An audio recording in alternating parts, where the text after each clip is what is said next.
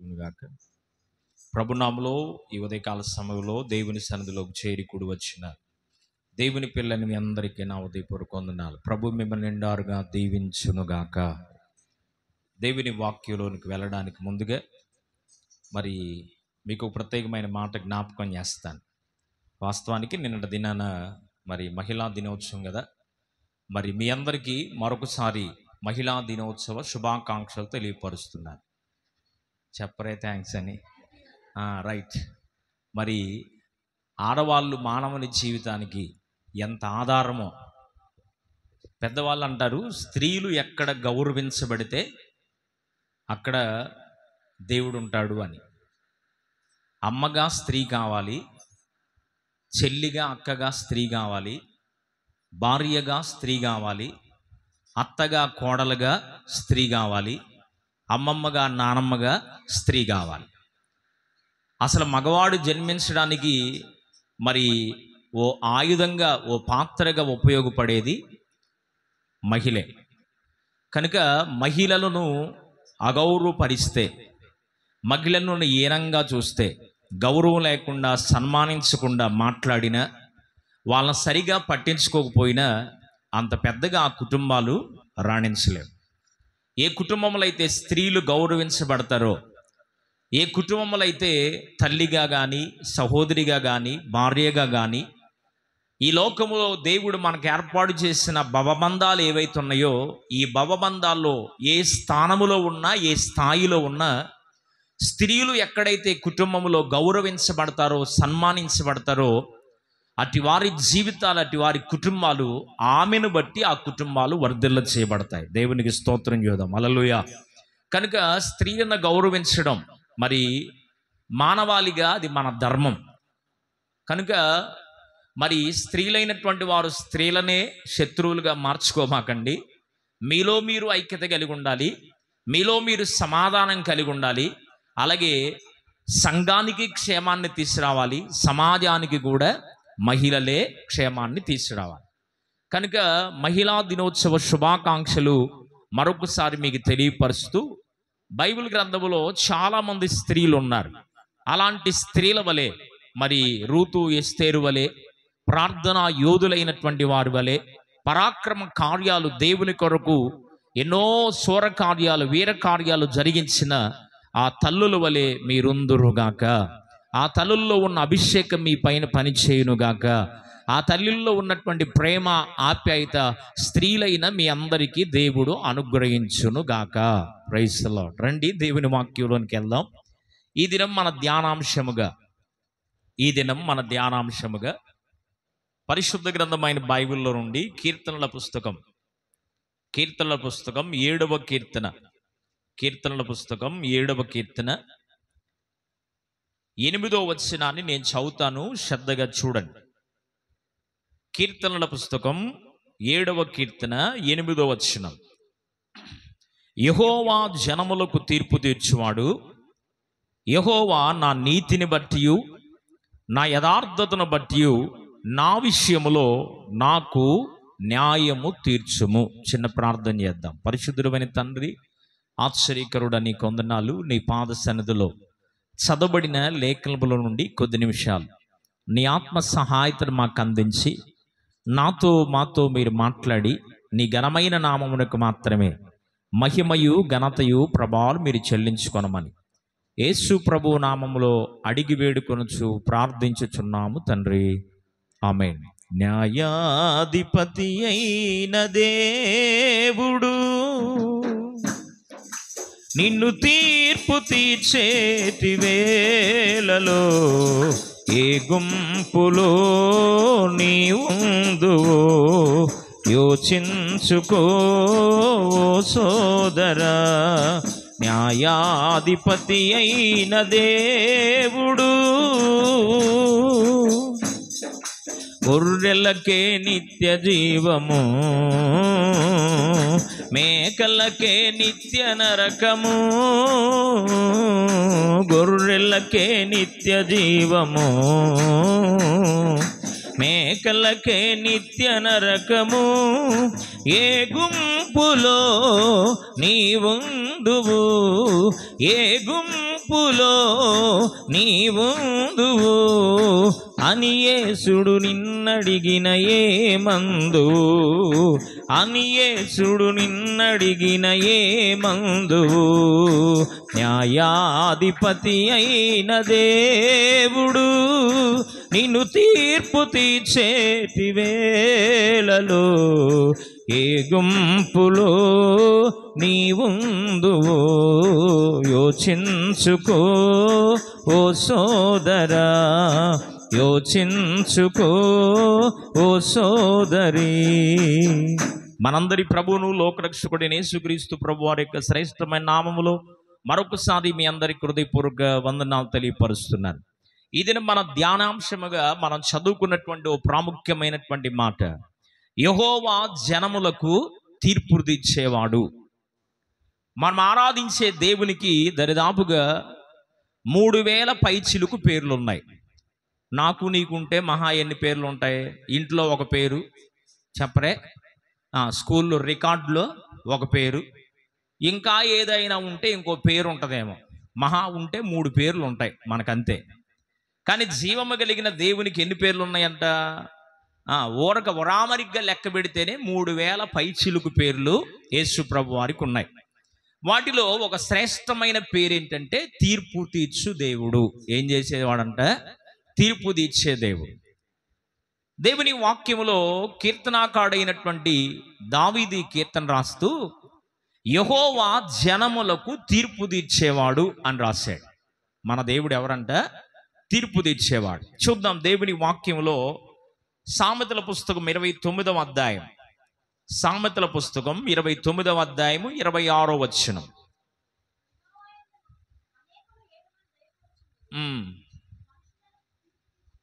మనుషులకు తీర్పు తీర్చుట యెహోవా వశము అన్నాడు. ఎవరి వశం అంట? మనం తీర్పు తీర్చకూడదు ఎవరికి. ఇన్ కేస్ దైవజనుడిగా ఒక నాయకుడిగా నాకు అధికారం ఇచ్చినా ఎవరికి తీర్పు చెప్పడానికి కానీ తీర్పు తీర్చడానికి కానీ దేవుని వాక్యంలో సువార్తల భాగం అంటాడు, తీర్పు తీర్చు నరుడువు నీవు నిరత్తురుడివి అన్నాడు. కనుక తీర్పు తీర్చడానికి కొరకే ఏ మనిషికి అధికారాన్ని దేవుడు ఇవ్వలేదు. యెహోవాయే తన జనులకు తీర్పు తీర్చేవాడు. తీర్పు తీర్చడం ఎవరి వశంలో ఉందంట? నీ వశములో నా వశములో లేదు. ఎవరి వశంలో ఉంది? యెహోవా వశములో ఉంది.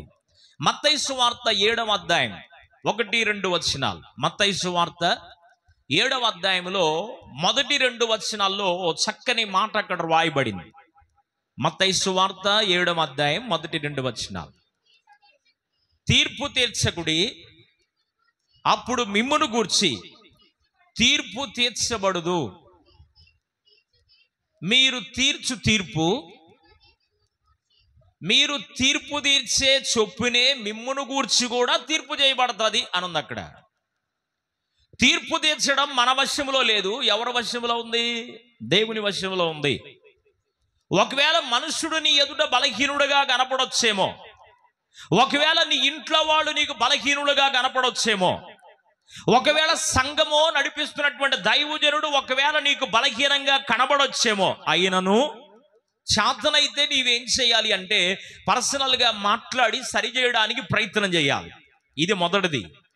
రెండవది ఏం చేయాలంటే, ఒకవేళ మేము చెప్పినా అవతల వాళ్ళు వినేటట్లుగా వాళ్ళు లేరు, వారి యొక్క పరిస్థితి మార్చుకునేటట్లుగా వారు లేరు అంటే వాళ్ళ కొరకు వీలైతే ఉపవాసం ఉండి ప్రార్థన చేయడమే నీ వంతు. కానీ విమర్శ మాత్రం చేయడానికి వీల్లేదు.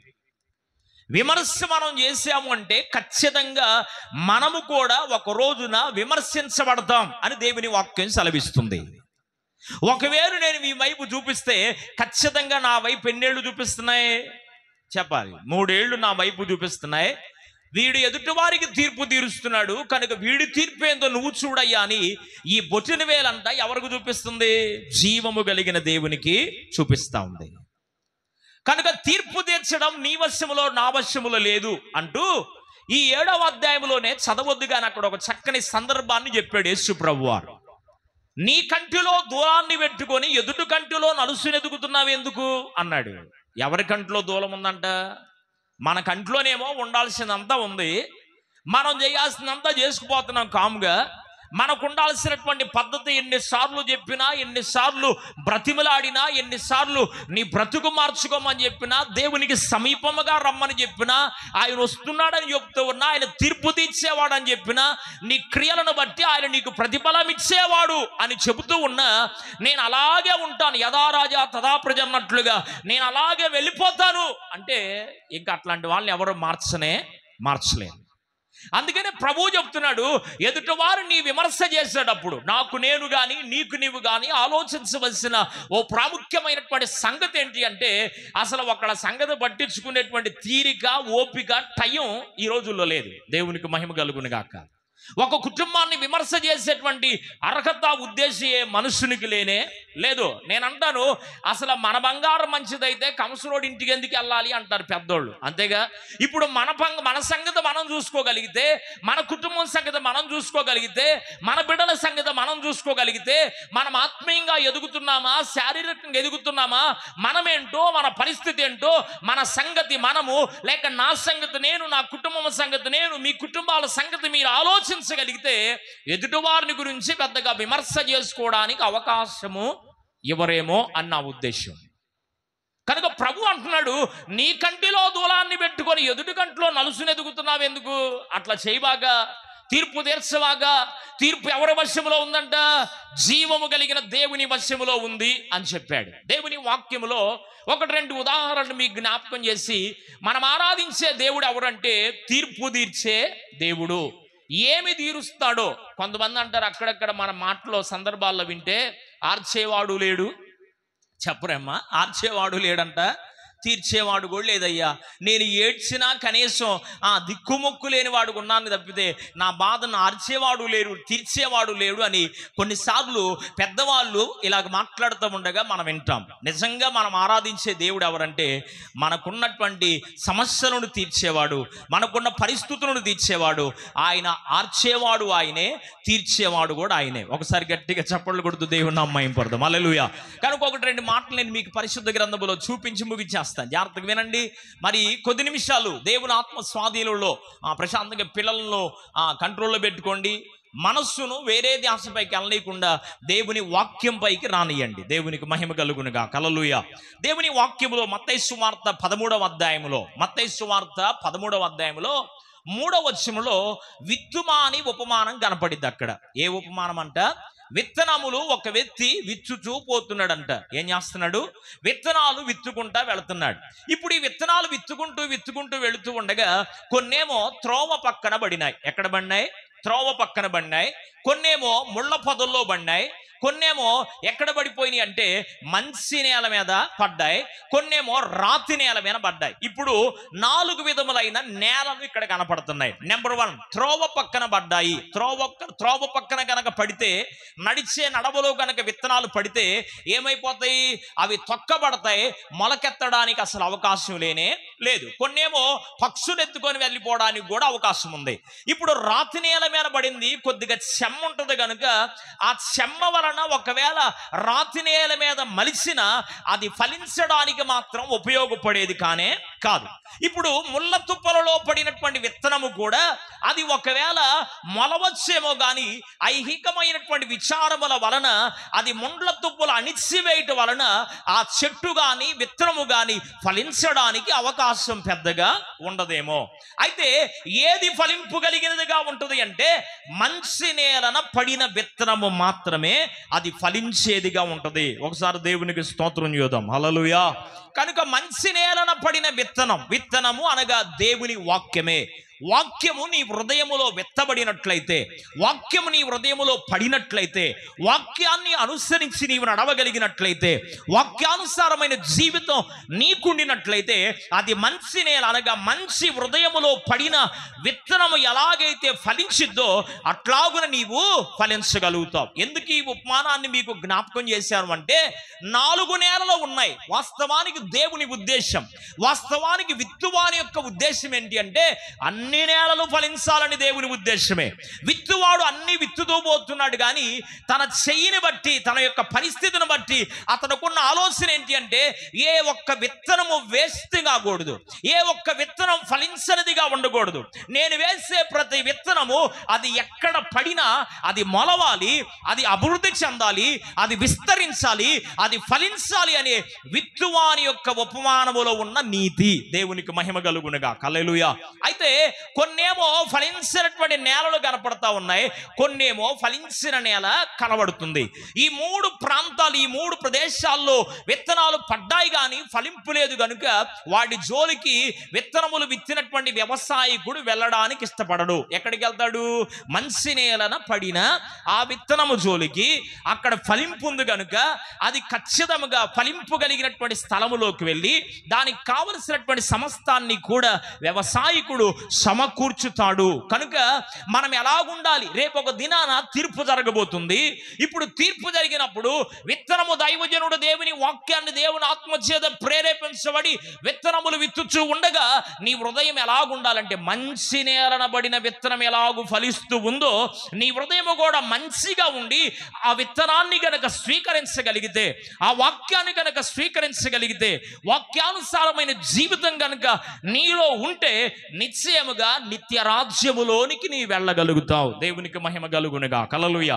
మరొక సందర్భాన్ని మీకు జ్ఞాపకం చేస్తాను. ఇదే మత్తయి సువార్త 13వ అధ్యాయం, ఇదే మత్తయి సువార్త 13వ అధ్యాయము 24వ వచనం నుండి 46వ వచనం వరకు, 24వ వచనం నుండి 46వ వచనం వరకు మీరు చదివితే అక్కడ రెండు సందర్భాలను ప్రభువు చెప్పాడు. నెంబర్ 1, గురుగులు గోధుమలు. ఏంటి అంట? గోధుమలు. ఎవరైనా గురుగులు విత్తుతాడా? ఏమ్మా, పనికిరాని విత్తనాలు ఎవరైనా తీసుకొచ్చి డబ్బులకి ఖరీదు చేసి పనికిరాని విత్తనాలు ఎవరైనా విత్తుతారంటే ఎవరు విత్తరు. వాస్తవానికి ఈ వ్యవసాయకుడు ఏం చేశాడు అంటే తన పొలములో శ్రేష్టమైన గోధుమలను తీసుకొచ్చి చల్లాడు. శ్రేష్టమైనటువంటి గోధుమలు తీసుకొచ్చి జల్లిన తర్వాత ఏమైందంటే అపవాది శత్రువు ఏం చేశారంటే వాటి మధ్యలో ఈ విత్తనములు వేసిన తరువాత వాటి మధ్యలో మధ్యరాత్రి సమయములో, రైతు లేని సమయములో, వ్యవసాయకుడు లేని సమయములో వచ్చి అపవాది గురుగులను వేసి వెళ్ళిపోయాడు. దేవునికి మహిమ కలుగునుగా. హల్లెలూయా. ఇప్పుడు గోధుమలు గురుగులు రెండు పెరుగుతున్నాయి అంట. గోధుమలు గురుగులు ఏమవుతున్నాయి? పెరుగుతా ఉన్నాయి. ఇప్పుడు గోధుమలు గురుగులు పెరుగుతున్నాయి కదా ప్రభువా, మరి ఏంటయ్యా వీడి సంగతి అంటే యేసు ప్రభువారు ఈ ఉపమానములో చెప్పిన నీతి ఏంటో తెలుసా? గోధుమలు మరి వాస్తవానికి రైతు వాటిని చూస్తున్నప్పుడు చాలా బాధపడిపోయి ప్రభువుని అడుగుతున్నాడు, అయ్యా గోధుమలేమో ఎంత ఎత్తే ఉన్నాయి, గోధుమలేమో పెదగట్లేదు, గోధుమలేమో అభివృద్ధి లేదు, గోధుమలేమో ఇలాగుండిపోతున్నాయి, అయితే గురుగులేందయ్యా ఏపుగా పెరుగుతున్నాయి. దేవునికి మహిమ కలుగునుగా. హల్లెలూయా. 73వ కీర్తన 18వ వచనంలో ఆసాపు భక్తుడు ఒక చక్కని సందర్భాన్ని అక్కడ మనకు జ్ఞాపకం చేస్తాడు. ఆయనంట భక్తిహీనులైన వారిని చూసి, ఎవరిని చూసి చెప్పాలి? ఎవరిని చూశాడు?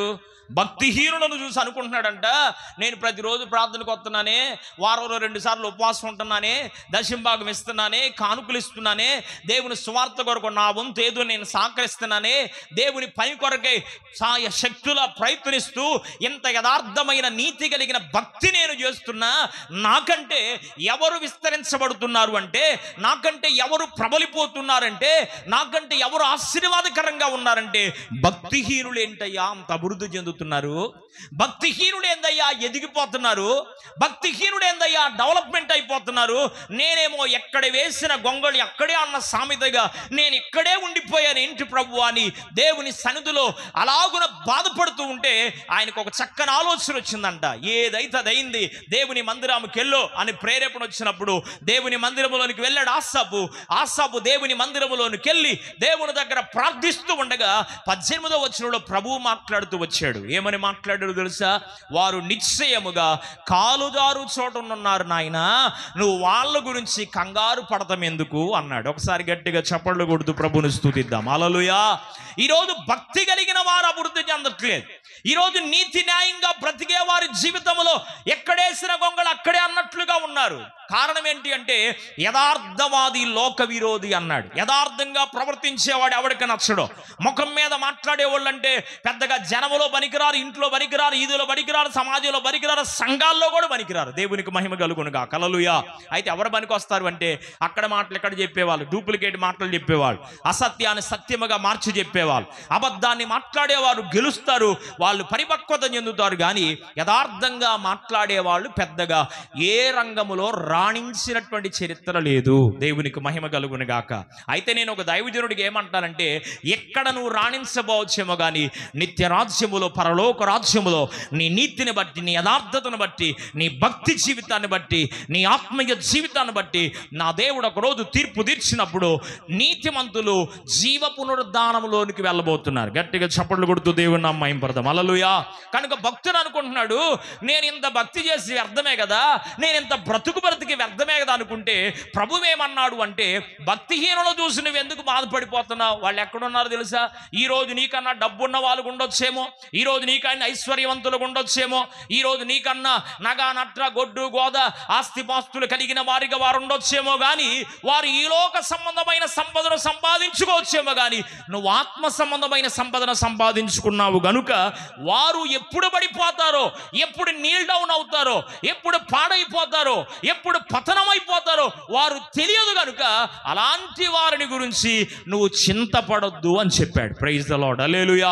ఇప్పుడు గోధుమలను, గురుగులను కూడా యజమానుడి దగ్గరకు చూసి ఈ వ్యవసాయకుడు అంటున్నాడు ప్రభుతో, అయ్యా గురుగులేంటి ఎదిగిపోతున్నాయి, గురుగులేంటి అంత పరిపక్వత చెందుతున్నాయి, గురుగులేంటి అలాగే ఎదుగుతున్నాయి అంటే అప్పుడు ప్రభు చెప్పాడు, ఒకానొక కాలము వచ్చుచున్నదయ్యా, కాలం వచ్చేదాకా వెయిట్ అండ్ సీ అన్నాడు. Praise the Lord. హల్లెలూయా. కాలం వచ్చేదాకా నువ్వేం చేయాలి? ఆగు, వేసి ఉండు, కనిపెట్టు. ఒకానొక కాలం వచ్చినప్పుడు ఏం జరిగిద్దో ప్రభు చెప్తూ అన్నాడు, గోధుమలేమో దుల్లు కొట్టబడి గోతాలకి ఎత్తబడి ఇంటికి చేర్చబడతాయంట.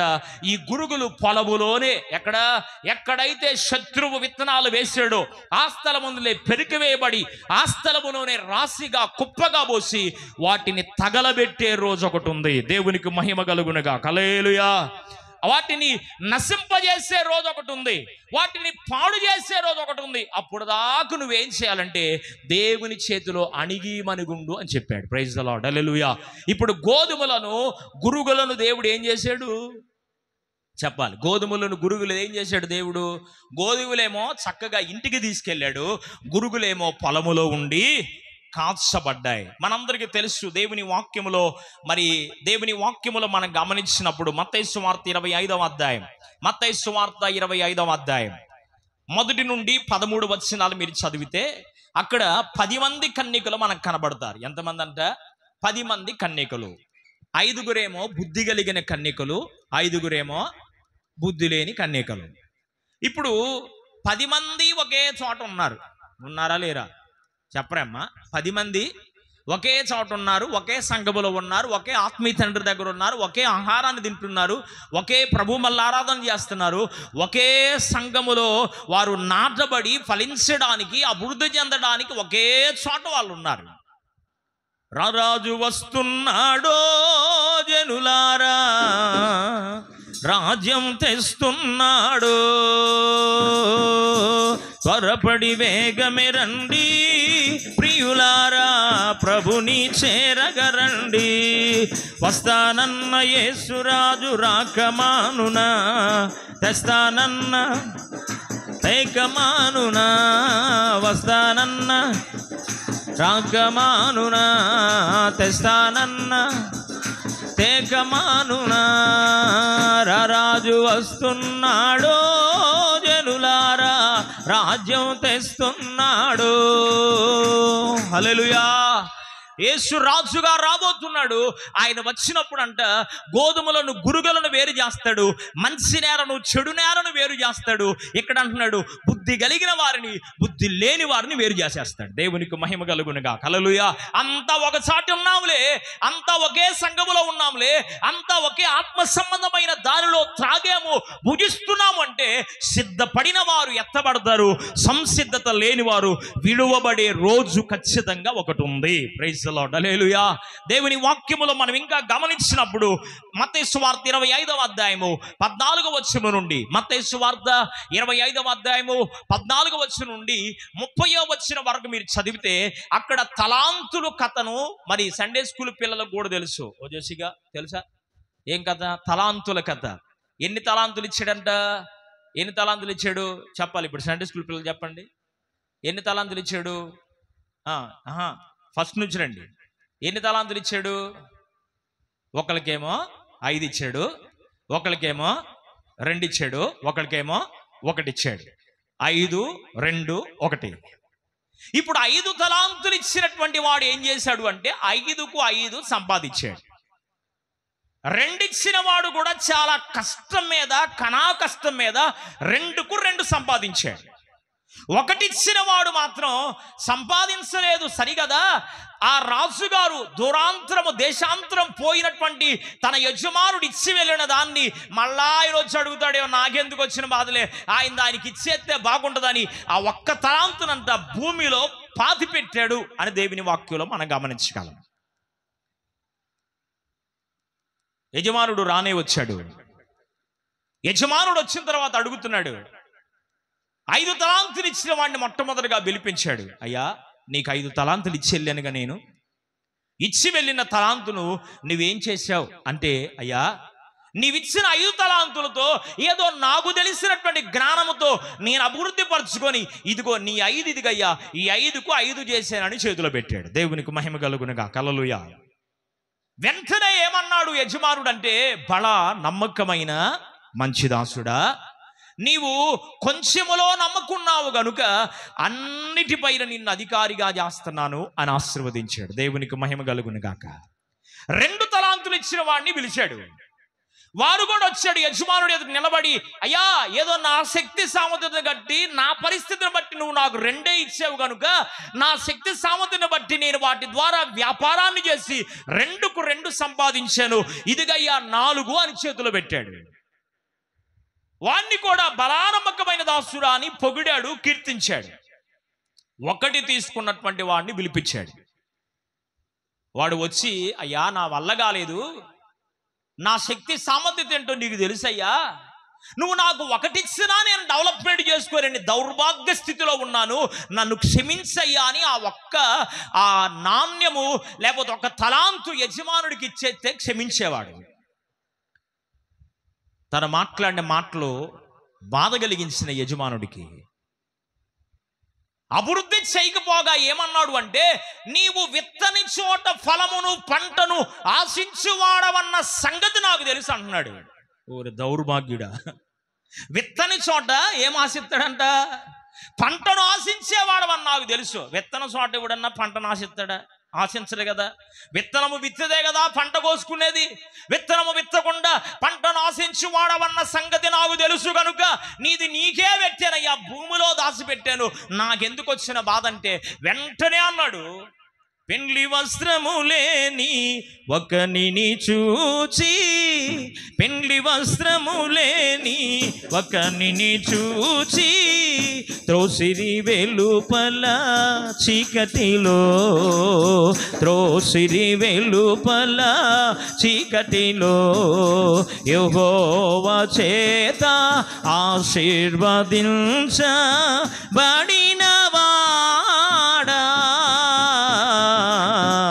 లోపలికి రావా, బయట నిలువనేలా. నేను అలాంటోడిని తెలిసింది కనుక అయితే నీవు ఇక్కడ ఉండడానికి అర్హుడువు కాదని ఇతను వెంటనే చీకటి కొట్టులో బంధించమని చెప్పాడు. దేవునికి మహిమ కలుగును గాక. రాజుగారు పెండ్లి విందు చేశారు. పెండ్లి విందుకు అందరినీ పిలిచాడు. విందు ప్రధాని ఒక్కొక్కరిని పరిశీలన చేస్తూ వచ్చాడు. ఒక వ్యక్తి పెండ్లి వస్త్రము లేకుండా వచ్చాడంట. ఏ వస్త్రం లేదు? పెండ్లి వస్త్రము లేదు. ఆ పెండ్లి వస్త్రము లేని వాని దగ్గరికి వెళ్ళి అడుగుతున్నాడు, అబ్బాయి రాజుగారి పెళ్లి కదా, అందరికి వస్త్రాలు ఇచ్చాం మేము, ఇవ్వబడిన వస్త్రాలు వేసుకోకుండా నీ ఇష్టం వచ్చిన వస్త్రం వేసుకొని వచ్చేవేంది, ఎంత ధైర్యం నీకు ఇక్కడికి రావటానికి అని రాజుగారి దగ్గర తీసుకెళ్ళారు. పెండ్లి వస్త్రము లేని అతనిని చూచి వారిని వెలుపలికి త్రోసేశాడు. ఇలా చెప్పుకుంటా పోతే దైవ సంబంధంగా వేరు చేసే తీర్పులో దేవుడు వేరు చేసేటువంటి అనేకమైన భాగాలు ఉపమానాలుగా నా ప్రభువు చెబుతూ వచ్చాడు. దేవునికి మహిమ కలుగునుగా. హల్లెలూయా. బలా నమ్మకమైన దాసుడు అనిపించుకుంటావో, లేకపోతే చీకటి కొట్టులోకి వెళ్ళిపోతావో, చాయిస్ యువర్స్. నీ చేతికే దేవుడు అప్పగించాడు. 10 మంది బుద్ధి కలిగిన కన్యకలుగా ఉంటావో, లేదా బుద్ధి లేనటువంటి 5 కన్యకల వలె నీ ఉంటావో, నీ చేతికి అప్పగించాడు. గురుగులలాగా నీ ఉంటావో, గోధుమల వలె దేవునికి పనికొచ్చే కొట్లలో ధాన్యముగా నింపబడతావో, నీ చేతికే దేవుడు అప్పగించాడు. మంచి నేలన పడిన విత్తనముగా నీవు ఉంటావో, మంచి హృదయముగా దేవుని ఎదుట నీవు కనబడతావో, లేదు లేదు నేను ముళ్ళ తప్పుల్లో ఉంటాను, రాతి నేల మీద పడతాను, త్రోవ పక్కన పడిపోతానని ఒకవేళ నీవు అలాంటి స్థితిలో ఉంటావో, నీ చేతికే దేవుడు అప్పగించాడు. లూకాసు సువార్త 15వ అధ్యాయం 3వ వచనం నుండి 7వ వచనం వరకు మీరు చదివితే, 100 గొర్రెల మందలో నుండి ఒకటి తప్పి ఒంటరి ఆయే. 100 గొర్రెల మందలో నుండి ఒకటి తప్పి ఒంటరి ఆయే. 99 గొర్రెల విడచి 99 ఒంటరి అయినా గొర్రెను వెదకే. ఒంటరి అయినా గొర్రెను వెదకే. సిలువ చెంత చేరిన నాడు కలుషములను కడిగి వేయు. హల్లెలూయా. ఈ భాగములో 100 గొర్రెలు ఉన్నాయి. ఒక ఆయనకి ఒక్క గొర్రె తప్పిపోయిందంట. ఎన్ని గొర్రెలు ఉన్నాయి? ఏడవ గొర్రె ఉంటుందిగా, తప్పిపోయే గొర్రె లేకుండా ఉంటుందా? అన్ని గొర్రెలు సదరంగా ఉంటే గొర్రెలు కాపరిగా బాధ ఏముంది? దేవునికి స్తోత్రం. ఎక్కడో ఒకటి మాటల వల్ల, చూపు వల్ల, తలంపు వల్ల, ఆలోచన వల్ల, నడవడిక వలన, స్వతహాగా బుద్ధిపూర్వకంగానో ఏదో ఒక గొర్రె మందలో నుండి తప్పించుకోవడానికి ప్రయత్నం చేస్తూనే ఉంటుంది. మందలో నుంచి తప్పించుకోవడానికి ప్రయత్నము చేసిన ఆ గొర్రెనంట లూకాసు వార్త 19వ అధ్యాయం 10వ వచనం ప్రకారముగా, లూకాసు వార్త 19వ అధ్యాయం 10వ వచనం ప్రకారముగా, నశించిన దానిని వెదకి రక్షించుటకు మనుష్య కుమారుడి భూమి మీదకు వచ్చాడు. దేవునికి మహిమ కలుగునుగా. హల్లెలూయా. పోతే పోయిందిలే, 99 నాకున్నాయి కదా, ఒక్క గొర్రె రాకపోతే ఏంలే, పోతే పోనీలే అనుకోలేదంట గొర్రెల కాపరి. తప్పిపోయిన ఆ గొర్రెను వెదగడానికి కొరకై గొర్రెల కాపరి ఆసక్తి కలిగి ఎలాగునైతే ఎంత కష్టము దాని కొరకు తీసుకొని వెదికాడో, తప్పిపోయిన ఆ గొర్రె వలె ఒకవేళ మనం ఉన్నావేమో, మనల్ని కూడా నిత్యరాజ్యములో, తీర్పులో, మరి జీవ పునరుద్ధానములోనికి మనల్ని ప్రభువు తీసుకెళ్ళడని నశించిన మనలను ఆయన వెతుకుతూ ఉన్నాడు. దేవునికి మహిమ కలుగునుగా. హల్లెలూయా. మనం ఆరాధించే దేవుడు ఎవరు అంటే, ఈ 5 అనుభవాల ద్వారా మనకు తెలిసిన ఓ గొప్ప సంగతి ఏంటంటే, నిశ్చయముగా తీర్పు ఎవరి వశములో ఉందంట చెప్పాలి. 29, 26 సామెతల్లో మనం చదివాం కదా, అక్కడేముంది? న్యాయ తీర్పు ఆయన చేతిలో ఉంది, యెహోవా వశములో ఉంది అని రాశాడు. అక్కడ ఎవరి వశములో ఉందంట? యెహోవా వశములో ఉన్న. ఆర్చేవాడు ఆయనే, చెప్పండి. తీర్చేవాడు కూడా ఆయనే. తీర్పరి అయిన దేవుడు, తీర్పు తీర్చే దేవుడు మన ఎడల, నీ కుటుంబం ఎడల, నీ వ్యక్తిగత జీవితం ఎడల, నా కుటుంబం ఎడల, నా వ్యక్తిగత జీవితం ఎడల, సేవ ఎడల ఏమి తీరుస్తాడో ఒక 2-3 మాటలు మీకు జ్ఞాపకం చేస్తాను. చూడండి, మొట్టమొదటి మాట దేవుని వాక్యములో మొట్టమొదటి మాట నిర్గమాకాండ గ్రంథం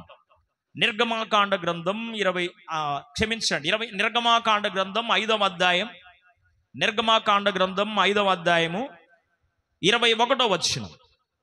21వ వచనం చదువుమా. యెహోవా మిమ్ము చూచి న్యాయము తీర్చునుగాక. దేవునికి మహిమ కలుగునుగాక. హల్లెలూయా. వినండి జాగ్రత్తగా. మోషే, యెహోషువాలు వస్తా ఉన్నారు. ఎక్కడి నుంచి? ఐగుప్తు యొక్క బానిసత్వపు కాడిలో ఇశ్రాయేలు ప్రజలు ఉన్నారు. ఐగుప్తు బానిసత్వపు కాడిలో 5వ అధ్యాయం మొట్టమొదటి వచనం నుండి చదవండి. ఇప్పుడు చదవబాకండి, ఇప్పుడు ఏనండి. ఎప్పుడు ఏం చేయాలో అప్పుడు అది చేయండి. దేవునికి స్తోత్రం. 5వ అధ్యాయం మొట్టమొదటి వచనం నుండి మీరు చదువుకుంటా వస్తే, దేవుని ఆరాధించడానికి పంపించయ్యా అని అడగడానికి ఇశ్రాయేలు ప్రజల్లో కొంతమంది పెద్దలు ఫరో రాజు గారి దగ్గరికి వెళ్ళారు. ఇప్పుడు ఫరో రాజు గారి దగ్గరికి వెళ్ళిన తర్వాత ఫరో రాజు ఏం ప్రశ్నిస్తూ ఉన్నాడంటే, మరి ఇశ్రాయేలు ప్రజల పైన పెత్తందారులుగా వీరు ఉన్నారు కనుక, బానిసులుగా ఇశ్రాయేలు ప్రజలు ఉన్నారు కనుక, వీళ్ళు ఇటుకలు చేసే పనిని అప్పగించారు కనుక ఆ పనిని చేయడానికి గట్టి అవసరం. ఇప్పుడు వీళ్ళు ఏం చెప్తున్నారు ఫరో రాజు అంటే, అయ్యా మేము ఇటుకలు చేయదగినన్ని ప్రతిరోజు కష్టపడి వెట్టి చాకిరి చేస్తున్నామయ్యా, మేము చేయవలసినటువంటి ఇటుకలకు సంబంధించిన గట్టిని మాకు వారు ఇవ్వటం లేదయ్యా అని చెప్పారు. రాజుగారు ఏమనాలి, అయ్యా సరిపోయిన మెటీరియల్ ఇట్లేదు కాబట్టి మేము ఇటుకలు చక్కగా చేయలేకపోతున్నామంటే ఈ అధికారైనా రాజు అయినా ఏమనాలి, అబ్బాయి అదేందో చూడండి కొద్దిగా ఇచ్చేసేయండి అనాలి. రాజుగారు ఏమంటున్నాడంటే, కుదరదు, గడ్డి ఇచ్చినా ఈగిపోయినా దినమునకు ఎన్ని ఇటుకలు మీరు చేస్తారో ఖచ్చితంగా అన్ని ఇటుకలు మీరు చేయాల్సిందే అన్నాడు. అంటే అయ్యయ్యా ఇటుకలు చేస్తాం కానీ ప్రభువును ఆరాధించాలని మాకుందయ్యా, ప్రభువుని స్తుతించాలని మాకుందయ్యా, ప్రభువును గణపరచాలని మాకుందయ్యా, ఒక్కసారి మాకు అవకాశం ఇస్తే ప్రభువుని స్తుతించుకొని ప్రభువు దగ్గరకు వెళ్ళి మరలా తిరిగి వస్తామయ్యా అని చెప్తే రాజుగారు అంటున్నాడు, అవన్నీ ఏం కుదరవు, మీరు బానిసలుగా ఉన్నారు కనుక ప్రభువును ఆరాధించడానికి కానీ దేవుని దగ్గరికి వెళ్ళడానికి కానీ దేవుని సన్నిధికి వెళ్ళడానికి కానీ కుదరదో, అవన్నీ అయ్యే పనులు కాదు, కానీ మీ పని మీరు చేసుకోండి అంటే ఇశ్రాయేలు పెద్దలు ఫరో రాజు దగ్గర నుంచి ఏడ్చుకుంటూ హృదయంలో బాధపడిపోతూ, అయ్యా ఇలాంటి బానిసత్వపు కాడిలో కనీసం నిన్ను ఆరాధించలేని దౌర్భాగ్య స్థితిలోకి ఎందుకు తీసుకెళ్ళిపోయావయ్యా, ఒకవేళ మేము అపరాధము చేస్తుంటే తప్పు చేస్తుంటే మమ్మల్ని క్షమించయ్యా అని హృదయపూర్వకంగా పశ్చాత్తాపడుతూ దేవుని దగ్గర కన్నీరు గారుస్తూ వాళ్ళు వస్తూ ఉంటే వీళ్ళ ఎదురుగా నాయకులైనటువంటి యెహోషువ మోషేలు వచ్చారంట. దేవునికి మహిమ కలుగును గాక. వారిని చూసి వాళ్ళ యొక్క హృదయాంతరంగాలు ఎరిగినటువంటి దేవుడు యెహోషువ మోషే ద్వారా వారితో ఏం మాట్లాడుతున్నాడంటే, అక్కడ మాట్లాడినటువంటి మాట, దేవుడు మీకు న్యాయము తీర్చువాడు అని చెప్పాడు. ఇప్పుడు గొడ్డు గడ్డికి చప్పట్లు. దేవునికి మహిమ కలుగును గాక. హల్లెలూయా. న్యాయము చేసే దేవుడు మన దేవుడు. ఏం చేస్తారంట? అన్యాయం చేస్తారు మనుషులు, కానీ దేవుడు ఏం చేయడు, అన్యాయం చేయడు. అన్యాయపు తీర్పు మనుషులు చెప్పగలరు, కానీ న్యాయమైన తీర్పు ఎవరు చేస్తారు అంటే జీవము కలిగిన దేవుడు చేస్తాడు. ఏమి తీర్చువాడు అంటే ఆయన మనకు న్యాయము తీర్చే దేవుడు. చెప్పండి, ఏం తీర్చేవాడంట? ఆర్చిన ఆయనే, తీర్చిన ఆయన అంటే మనకేమి తీరుస్తున్నాడు దేవుడు అంటే తీర్పరి అయిన దేవుడు, లేక తీర్పు తీర్చే దేవుడు. మనకు ఏమి తీర్చువాడు అంటే నెంబర్ 1 న్యాయమును తీర్చువాడు. చెప్పండి, ఏం తీర్చేవాడంట? చెప్పాలి గట్టిగా, ఏం తీర్చేవాడు?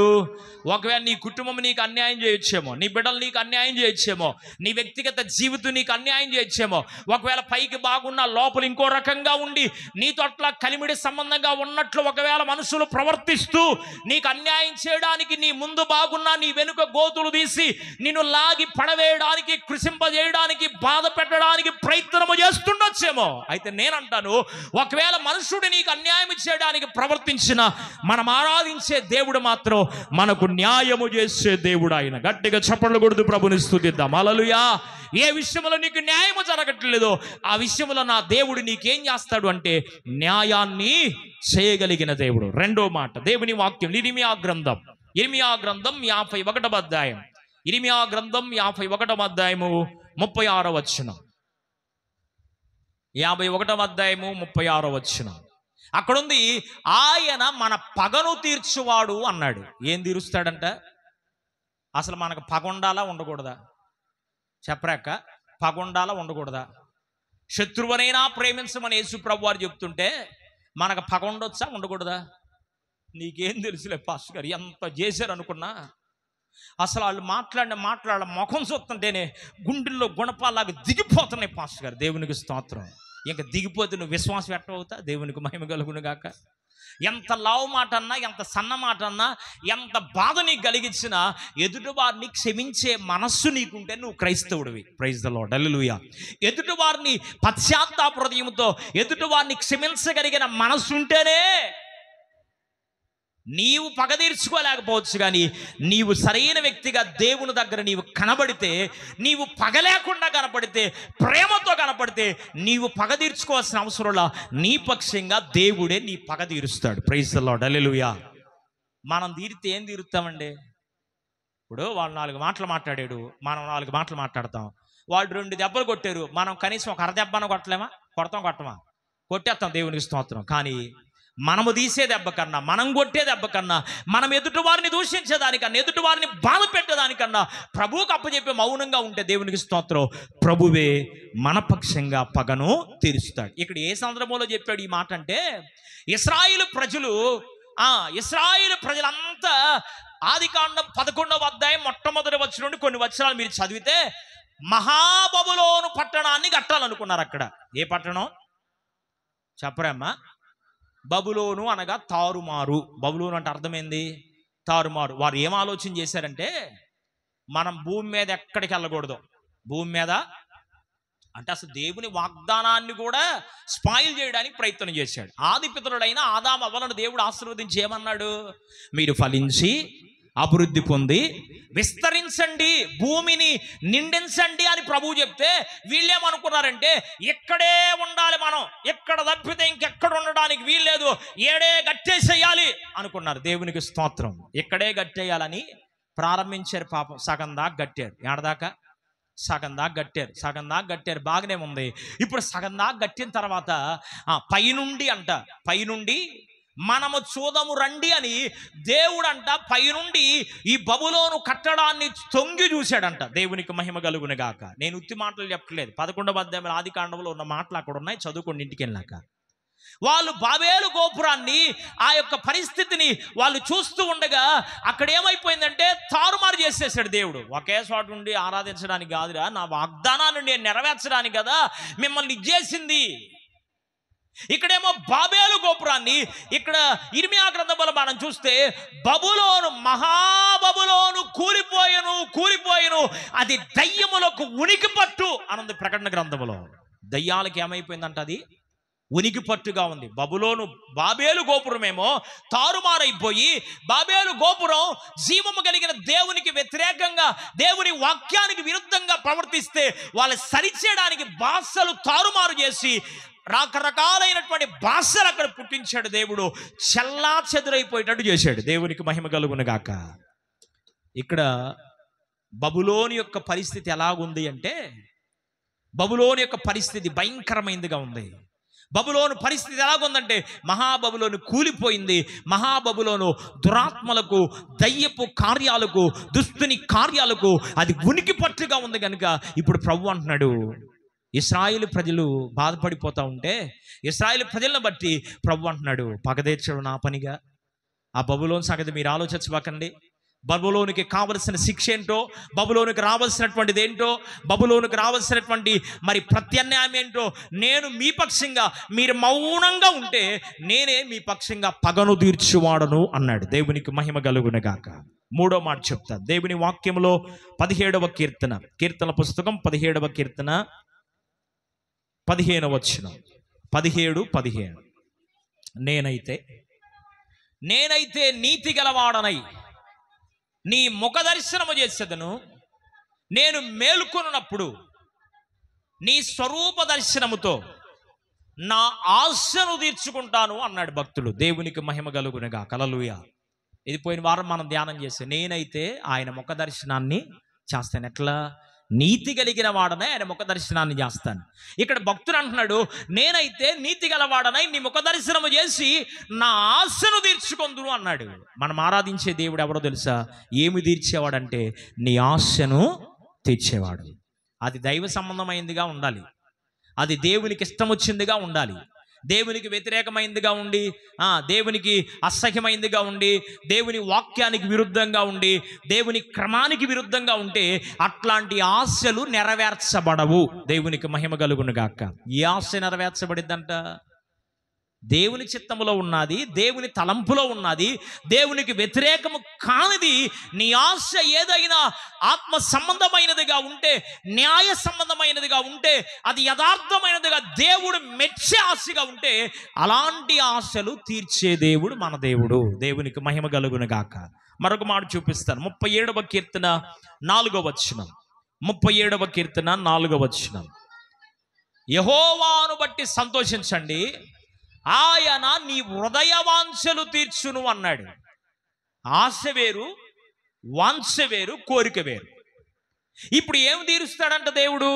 నీ హృదయం యొక్క వాంఛను లేక కోరికను తీర్చేవాడు. నీ కోరిక ఏముందో, నీ ఆలోచన ఏముందో, నీ తలంపు ఏముందో, నీ ఉద్దేశం ఏందో దాన్ని నా దేవుడు తీర్పు తీర్చే దేవుడు అంట.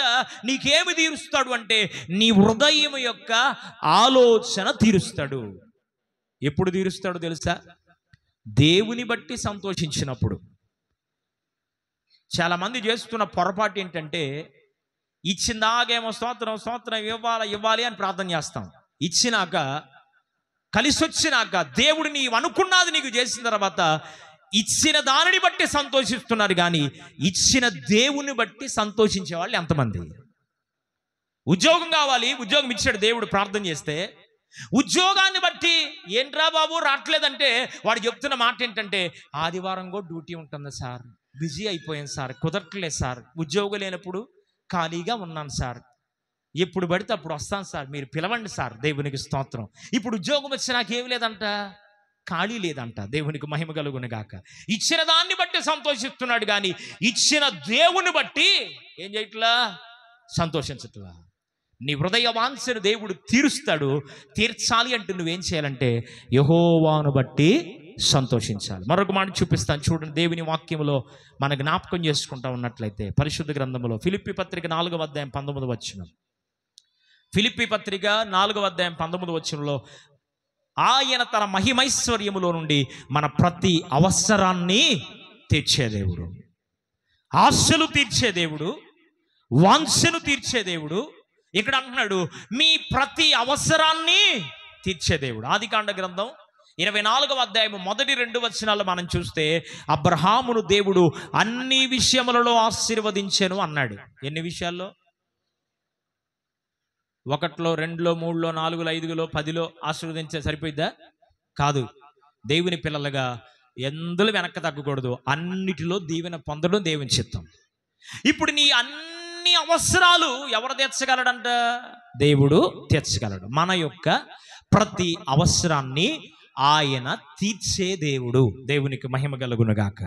చివరిగా చూడండి, దేవుని వాక్యంలో మన జ్ఞాపకం చేసుకుంటే పరిశుద్ధ గ్రంథమైన బైబిల్లో కీర్తన గ్రంథం 9వ కీర్తన, కీర్తన గ్రంథం 9వ కీర్తన 8వ వచనం, 9, 8.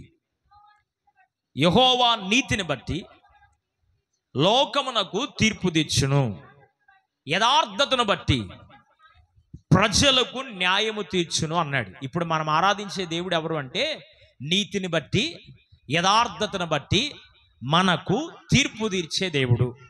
మన నీతి ఎలాగుందో, మన యథార్థత ఎలాగుందో వాటిని బట్టి తీర్పు తీరుస్తాడు. కొంతమంది అనుకోవచ్చు, ఒకవేళ మనం నీతిగా బతుకుతున్నా, యథార్థంగా బ్రతుకుతున్నా, మన నీతి ఏంటో మన యథార్థత ఏంటో ఎదుటివాడికి అర్థం కాకపోవచ్చు కదా అనుకోవచ్చేమో. అయితే నేనంటాను, ఎదుటివాడికి అర్థం కావాల్సిన అవసరం లేదు. నీవు ఎలాగున్నావో, నీ పరిస్థితి ఏంటో, నీ నీతి ఏంటో, నీ యథార్థం ఏంటో, నిజముగా నీవు దేవునితో కనెక్షన్ ఉంటే, దేవునితో వ్యక్తిగత సంబంధం ఉంటే, ఆయనకు నీ పరిస్థితి అర్థమైతే చాలు, ఆటోమేటిక్ ఎదుటివారికి కూడా అర్థమయ్యేటట్టు దేవుడు చేస్తాడు. Praise the Lord. హల్లెలూయా.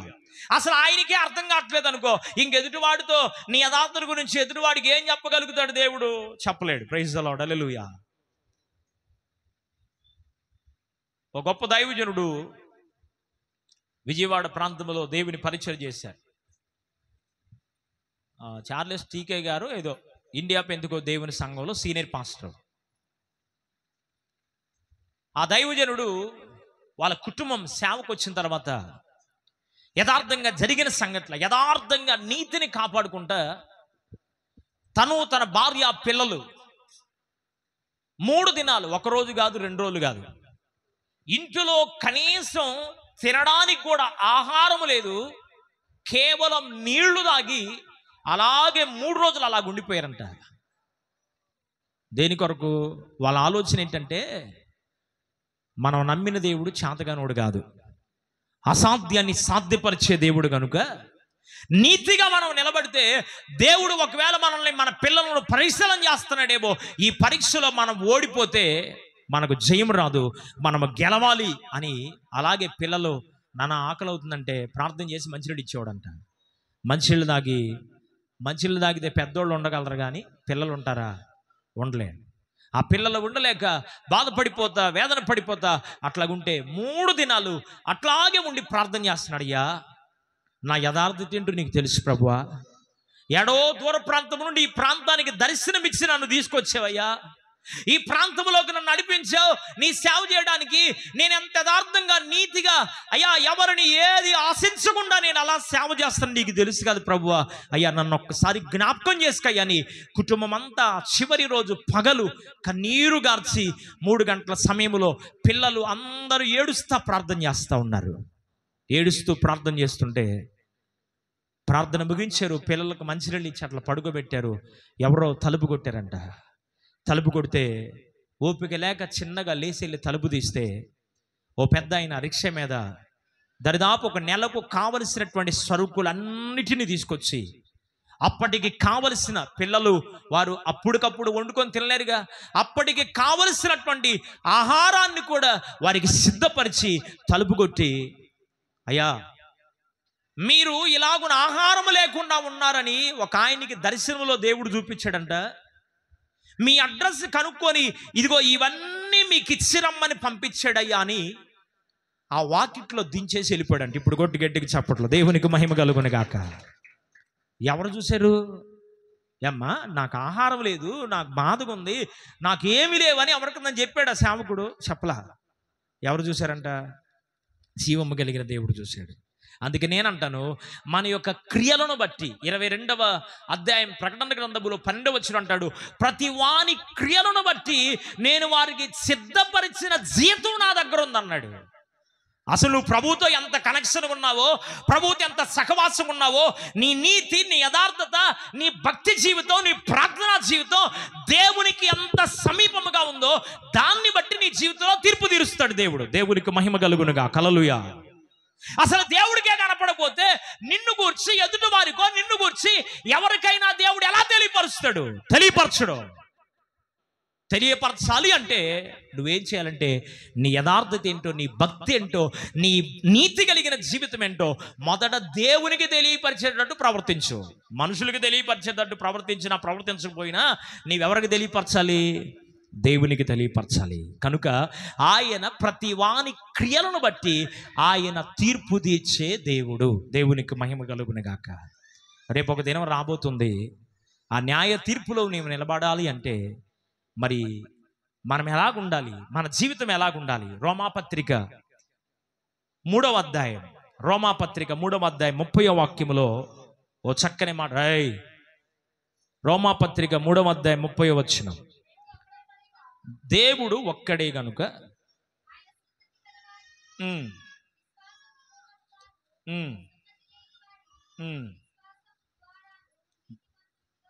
నీతిమంతునిగా తీర్చును అన్నాడు. దేవునికి మహిమ కలుగును గాక. సున్నతి దేనికి సాదృశ్యం అంటే ఇశ్రాయేలు ప్రజలకు చెప్పాడు. సున్నతి దేనికి సాదృశ్యం అంటే క్రొత్త నిబంధన గ్రంథములో సున్నతి లేనివాడు, పాత నిబంధన గ్రంథంలో సున్నతి లేకపోతే వాడు ఇశ్రాయేలుడు కాదు, రక్షించబడినోడు కాదు. అది బాహ్య సంబంధమైన ఆచారం పాత నిబంధనలో. క్రొత్త నిబంధనలోకి వచ్చేటప్పటికి దానినే బాప్తిసంగా దేవుడు మార్చాడు. దేవునికి మహిమ కలుగును గాక. ఇప్పుడు సున్నతి పొందిన వారిని దేవుడంట మరి నీతిమంతులుగా తీర్చేవాడు అని రాయబడింది అక్కడ. ఎట్లా తీరుస్తారంట మనల్ని? నీవు తీర్పులో నిలబడాలి అంటే, తీర్పులో నేను నిలబడాలి, నువ్వు నిలబడాలి. తీర్పును తప్పించుకోవడం ఎవడి వశంలో లేదో. మన క్రియలను బట్టి మనకు దేవుడు ఇక్కడ మోసగించవచ్చేమో, ఇక్కడ సరదాగా బ్రతకొచ్చేమో, ఇక్కడ వరదా జీవితం అయిపోవచ్చేమో, ఇక్కడ నీ ఇష్టం వచ్చినట్టు నా ఇష్టం వచ్చినట్టు బ్రతకొచ్చేమో. కానీ అయితే మనం మాట్లాడిన మాట, చూసిన చూపు, చేసిన ప్రతి కార్యం, ఒకవేళ భార్యన భర్త, భర్తన భార్య, మరి బిడలను తల్లిని బిడలు, తండ్రిని బిడలు, ఇలాగున భవబంధాలు కలిగిన లోకంలో ఎవరైనా మోసగించుకుంటూ ఈ లోకంలో బ్రతకొచ్చేమో. కానీ జీవము కలిగిన దేవుణ్ణి ఎవడు మోసం చేయలేడు. జీవము కలిగిన దేవుని దగ్గర ఎవడైనా సరే ఖచ్చితంగా ఒక దినాన న్యాయ సింహాసనం ఎదుట నిలబడవలసిందే. ఆయన ఎదుట నీవు నిలబడే లోపల ఇంకా ఒకవేళ నీతిమంతునుగా నువ్వు ఒకవేళ తీర్చబడకపోతే ఇదే మిక్కిలి అనుకూల సమయం. 51వ కీర్తనలోనో 50వ కీర్తనలోనో 13-14 వచనాలు అంటాడు, దేవుని మరచువారులారా దీన్ని యోచించండి, నేను మీ దగ్గరకు వస్తే చీల్చి వేస్తాను అన్నాడు. నేను మాట్లాడుతున్న మాట కాదు, క్షమించండి. దేవుని వాక్యం అంటాడు, మార్పు లేకుండా ఉంటే, మారు మనస్సు లేకుండా ఉంటే, పశ్చాత్తాపం లేకుండా ఉంటే, నీతిమంతురాలుగా మార్చబడకుండా నీ ఉంటే, విన్న బోధ నాకు కాదులే, ఎవరికోలే అన్నట్లుగా నీవింకా అనాలోచనగా వెళ్ళిపోతా ఉంటే, ఒకరోజు దేవుడు ఖచ్చితంగా ఏం చేస్తాడంట? తీర్పు చేస్తాడు. కీడు చేసిన వారేమో మరణ పునరుద్ధానంలోకి వెళ్ళిపోతారు, మేలు చేసిన వారేమో జీవ పునరుద్ధానంలోకి వెళ్తారు. కనుక నీకు అన్నిటినీ తీర్చగలిగినటువంటి వాడు ఆయన. కనుక నీతిమంతుడిగా తీర్చబడ్డావా, నీతిమంతురాలుగా తీర్చబడ్డావా? ఒకవేళ తీర్చబడకపోతే యేసు ప్రభువుని నోటితో ఒప్పుకొని, హృదయమందు ప్రభువుని, మృతులలో నుండి ప్రథమ ఫలముగా యేసు ప్రభు వారిని లేపాడు అని విశ్వసించి పశ్చాత్తాపడి మారు మనస్సు అనుభవంలోకి వచ్చి నమ్మి బాప్తిసం పొందిన వాడు రక్షించబడతాడు, నమ్మని వానికి శిక్ష విధించబడిద్ది. అందరూ పాపము చేసి దేవుడు అనుగ్రహించే మహిమను పొందలేకపోతూ ఉండగా యేసు ప్రభువారు అమూల్యమైన రక్తము మనల్ని ఏం చేసిందంటే పవిత్రులుగా, నీతిమంతులుగా మార్చింది. కనుక తల వంచుదాం, కళ్ళు మూసుకుందాం. ఇంకా ఒకవేళ నీతిమంతురాలుగా నీవు తీర్చబడకపోతే, నీతిమంతులుగా ఒకవేళ తీర్చబడకపోతే, నా దేవుడు ఎవరో తెలుసా? యెహోవా జనములకు తీర్పు తీర్చేవాడు. తీర్పు తీర్చే దేవుడు. నీ జీవితంలో వేటిని తీరుస్తాడో దేవుని వాక్యములో మనం జ్ఞాపకం చేసుకుంటూ వచ్చాం. న్యాయము తీర్చే దేవుడని, పగను తీర్చే దేవుడని, హృదయ ఆలోచన తీర్చే దేవుడని, హృదయములో ఆశను తీర్చే దేవుడని, నీ ప్రతి అవసరాన్ని తీర్చే దేవుడని, తీర్పు తీర్చే దేవుడు నీ క్రియలను బట్టని, అలాగే నీతిమంతులుగా మనం తీర్చే దేవుడని దేవుని వాక్యములో వింటూ వచ్చాం కదా. నీవు నీతిమంతుడిగా తీర్చబడ్డావా? నీతిమంతుల కోవలో నీవున్నావా? నీతిమంతుడిగా నీవున్నావా? ఇంకా ఒకవేళ ప్రభువుకు దూరంగా ఉంటే పశ్చాత్తాపడుతూ నీతిమంతురాలుగా మార్చబడి కూడా ఎవడతోడు వచ్చేళ్ళు అన్నట్టు బ్రతుకుతున్నావేమో, జాగ్రత్త. దేవుని మరచువారులారా దీన్ని యోచించండి. మనల్ని బట్టి మన కుటుంబం దీవెన, మనల్ని బట్టి మన జీవితాలు దీవెన, మనల్ని బట్టి మన బిడ్డలకు దీవెన. మన విశ్వాసం రక్షించబడిపోయి సరిగా లేకపోతే కుటుంబాలు చల్లచెదరైపోతున్నాయి. కుటుంబాల్లో కొన్ని బలహీనతలు, కుటుంబాల్లో కొన్ని రోగాలు, కుటుంబాల్లో కొంత ఆవేదన, కుటుంబాలు ఆర్థికంగా కృంగిపోతున్నారు. కారణం విశ్వాసిగా రక్షించబడిన నీవు కుదురుగా లేవు కాబట్టి. మారు మనసు పొంది నీవు నీతిమంతురాలుగా మార్చబడిన నీవు సరిగా లేవు గనుకే యోనాను బట్టి ఓడపైకి శ్రమ ఎట్లాగొచ్చిందో, నీవు సరిగా లేకపోవడాన్ని బట్టి ఈ శ్రమ వస్తుందేమో. పశ్చాత్తాపడు ప్రభు దగ్గర. అయ్యా నన్ను మార్చయ్యా, సమాధానపరచయ్యా. నా జీవితంలో తండ్రి నీ ఎదుట నేను ఒక దినాన నిలబడాలి. అలాగ నిలబడ్డానికి నాకు సహాయం చేయ్యా. జీవ పునరుద్ధానంలోకి నన్ను దాటించయ్యా, పరలోకములోకి నన్ను దాటించి ప్రభు అని ప్రభు పాసనతులు పశ్చాత్తాపడుతూ ప్రార్థన చేద్దాం. ఎన్నాళ్ళు నీవు జీవించినా గాని ఏముంది ఈ లోకంలో, ఇన్నాళ్ళు నీవు చేసిన క్రియలన్నిటికీ తీర్పున్నది పైలోకంలో.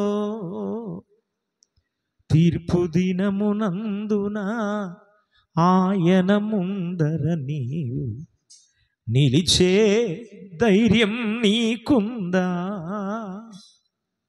తీర్పు దినమునందున ఆయన ముందర నీవు నిలిచే ధైర్యం నీకుందా? నిలిచే ధైర్యము నీకుందా?